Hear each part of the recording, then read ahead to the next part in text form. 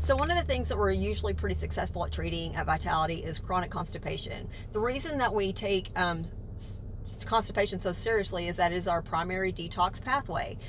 If you are constipated, you're more likely to start reabsorbing some of those toxins, particularly lipopolysaccharides, which are very inflammatory. So we really do take constipation seriously.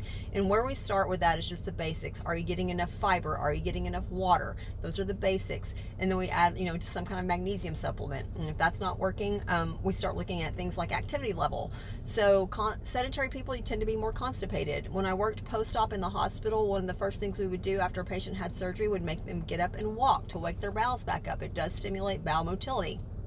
From there, we're looking at like their eating habits. There's something called the migrating motor complex that stimulates peristalsis, which is the muscle movement in the bowels.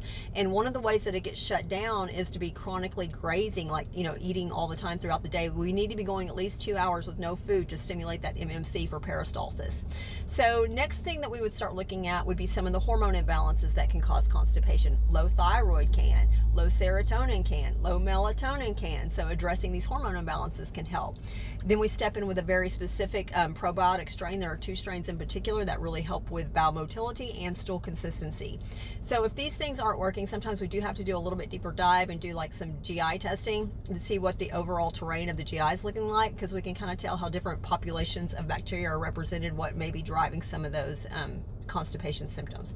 So yeah, that's something that we do try to address with every patient who tells us they have chronic constipation, and we're usually pretty good at getting results.